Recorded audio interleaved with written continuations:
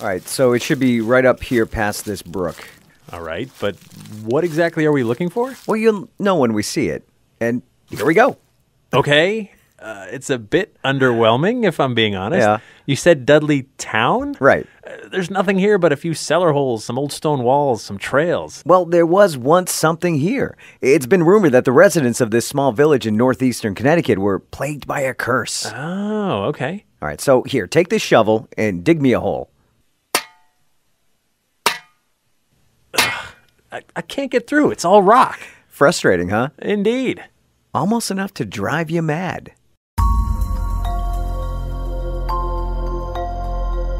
Hi, I'm Jeff Belanger. And I'm Ray Auger, and welcome to episode 81 of the New England Legends podcast. If you give us about 10 minutes, we'll give you something strange to talk about today.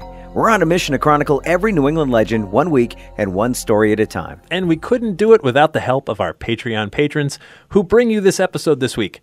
For as little as $3 per month, you can help us with our server and promotion costs and the rising costs of production. After more than 80 episodes, our expenses are climbing. Woo! If you love these legends as much as we do, please consider becoming a patron at patreon.com/New England Legends. Our patrons also get bonus content like sample episodes of the new companion podcast we're working on, so go check it out. All right, Jeff, watch your step. Climbing the Blue Blaze Trail up here to the shadows of Bald Mountain, Woodbury Mountain, and the Colt's Foot triplets can be tricky. Plus, listen, do you hear that? I don't hear anything. It's pretty quiet up here. Well, they say Dudleytown is cursed to the point that birds won't even fly through here. Wow. Well, I grew up about 45 minutes south of here in Newtown, Connecticut, and I remember hiking these trails way back when. But when I look around the rocky landscape, it's tough to imagine anyone ever living here. Well, no one's lived here for a very long time. Dudleytown is really a story of the American dream gone strange. So let's start. At the beginning? How did you know? Well, it's kind of our thing.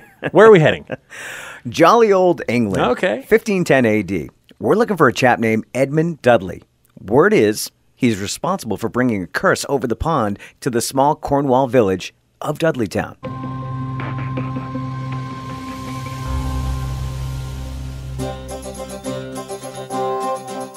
All right, it's 1510 AD, as I mentioned, and Edmund Dudley is fed up with living under the rule of King Philip VIII. Through a series of plots and conspiracies, Dudley attempts to overthrow the king and dethrone him of his powerful reign. And how did that work out for him? Well, he lost his head trying. Drove him crazy, huh? No, he was caught and punished with an old-fashioned beheading. Oh, ouch. Imagine how he felt. Okay. If a beheading wasn't enough, the king was rumored to have put a curse on all descendants of Edmund Dudley. In years to come, sons and grandsons of Edmund Dudley plotted and schemed to control the throne with no luck. In fact, many dethroning attempts by the Dudleys resulted in dumb luck lost that could easily be attributed to the curse placed on the family name years ago. If overthrowing a king isn't enough of a curse, one tale even credits Guilford Dudley, who was Edmund's grandson and a military officer, for returning home from France with a plague that killed thousands throughout England. All right, side note, Jeff. Okay. In your research and experience, how plausible are curses? They've been the subject of many Hollywood movies, of course, but how serious should we take them? Well, the short answer is, if you believe you're cursed, then you're cursed. And if you focus on bad things, you'll find them. But there have been legends that would lead you to believe that they do exist in a really tangible way. I mean, beyond the power of belief. Legends that are too difficult to dispute or just write off as coincidence. The story of Dudleytown is one of them. We only need to turn to the Bible to find stories of curses following families for generations, like Exodus chapter 20, verses 4 through 6. I, the Lord your God, am a jealous God, visiting the iniquity of the fathers on the children to the third and fourth generations of those who hate me, but showing mercy to thousands, to those who love me and keep my commandments. Well, it's safe to say that whether you believe it or not, there's always some truth in fiction. The concept of curses has been kicking around for thousands of years. All right, let's finish up here in England and move on over to a more local setting. Okay. One of Edmund's grandsons, Robert, was smart enough to get out of the overthrowing the government game and move to the New World to leave his past and hopefully the family curse behind. So let's head back to Connecticut.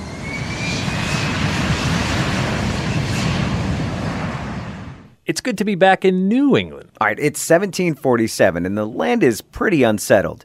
Years have passed, and a few Dudley descendants have found their way to this little portion of land, first owned by Thomas Griffiths on the outskirts of Cornwall, Connecticut. The area was never officially a town. It's always been a part of Cornwall, but they call it Dudleytown because of the multiple Dudley families who first settled here. Now, in regards to a curse, it should be noted that Gideon Dudley, the first Dudley to settle in these parts, was not a direct descendant of Edmund Dudley. So some believe that that renders the curse meaningless. That's right. And for years, Dudleytown thrived as a timber resource. The wood up here was used to make wood coal for nearby factories. Iron ore was milled in this area. All right. There were even water-powered mills that brought industry and settlers to the area. Many families purchased land and built their small farms and houses. So, what's all this about the land being cursed? Well, just as things seem to be going okay. It takes a turn for the worse. That's right. The village of Dudleytown was never ideal for farming or industry despite the town's short run of success. The rocky terrain makes it difficult to grow crops up here. The surrounding mountain peaks cast shadows on the village, which means it's darker here when just a few miles down in the valley, there's sunlight. Younger settlers make the trek west with the hopes of finding fortune and riches in the new frontier. In short, the kids born and raised here just aren't staying. That doesn't bode well for your future. All right, so let's get back to this curse. Okay. Historians have attempted to debunk the Dudleytown curse for years, the curse that was supposedly rendered meaningless when Gideon settled here with his family. But strange occurrences were the norm in Dudleytown. Many townfolk met untimely deaths. Many lived long lives, dying well into their 90s, but were considered insane towards the end. I mean, that could certainly be attributed to old age or senility. But these old-timers told stories of strange creatures and voices haunting the forest. So around 1792, Abiel Dudley, the last of the Dudley clan, was now an old man. Although Abiel was alive and healthy, it seemed death surrounded him. Friends died from unexplained illnesses. A barn fell on one guy Abiel knew. Oh my gosh. He passed away in 1799 at the age of 90, but not in the best state of mind. The rumored curse continues to consume settlers during the late 1700s.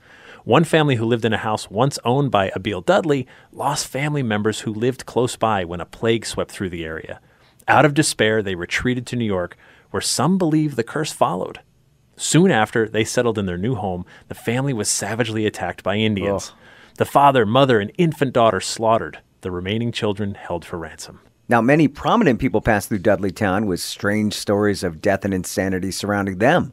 A Revolutionary War general who served under Washington settled in the area. His young wife was struck by lightning on the front porch, killing her instantly. Man. And rendering him insane from the loss. John Patrick Brophy lost his wife to consumption and soon after lost 2 children when they vanished into the dark Dudleytown forest. Brophy's house mysteriously burnt to the ground during his mourning for the loss of his family. Then, it seems, the forest claimed Brophy himself when he went missing.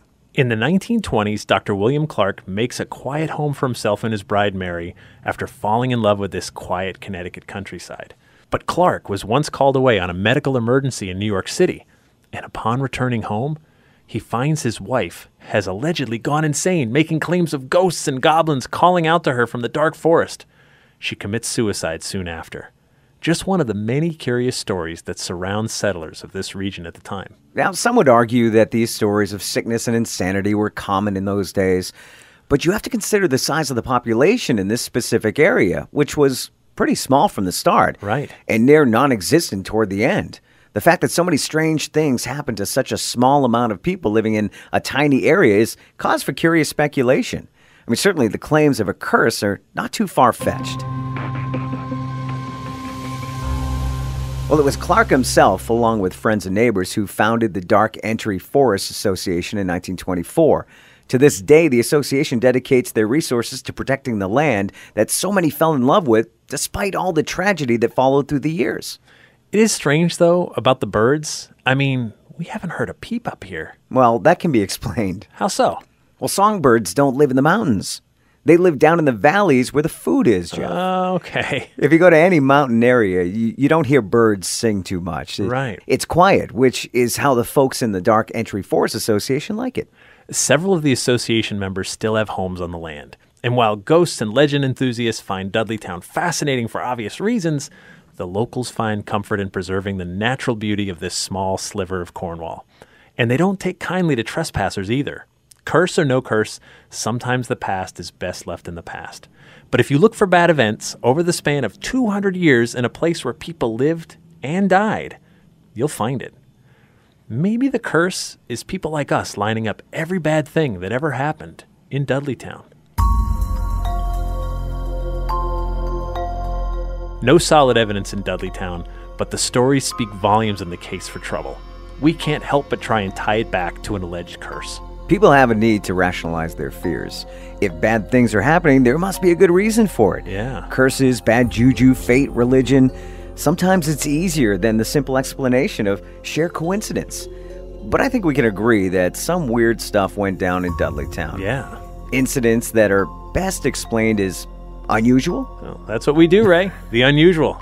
And we found that in Dudleytown. And if you like what you hear on the New England Legends podcast, please tell a friend. Tell two. Maybe three. We also love hearing from you guys. You can call or text our Legend line anytime at 617-444-9683. We got a voicemail recently from Mary in Nantucket who found an old reference to the Black Flash of Provincetown, which is a story we covered way back in episode 53. That's right. Hi, this is Mary calling from Nantucket. I'm originally from Provincetown, and I'm calling about one of the legends that you've covered already, the Black Flash. I grew up in Provincetown, lived there most of my life. I'm not that old, but I had never heard that story before. Well, I am looking through a book that I have that was published in 1954 by a poet named Terry Kemp, and he lived in the dunes of Provincetown. And it's like a poetry book, rhyme of Provincetown nicknames. And in Provincetown, there were a lot of people with the same name, so there were a lot of nicknames. Anyway, I received something about the Black Flash.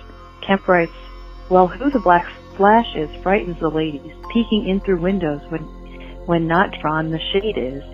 If the cops ever catch him, he'll catch more than Hades. So that is an interesting reference to the Flash in 1954. All right. Thanks so much. Bye. And thank you for calling us, Mary. We're glad to introduce you to a new legend each and every week. You can find the Black Flash episode and all of our past episodes at our website, ournewenglandlegends.com. We'd like to thank Dave Schrader for lending his voice acting talents this week, and thanks to John Judd for his awesome theme music. Until next time, remember, the bizarre is closer than you think.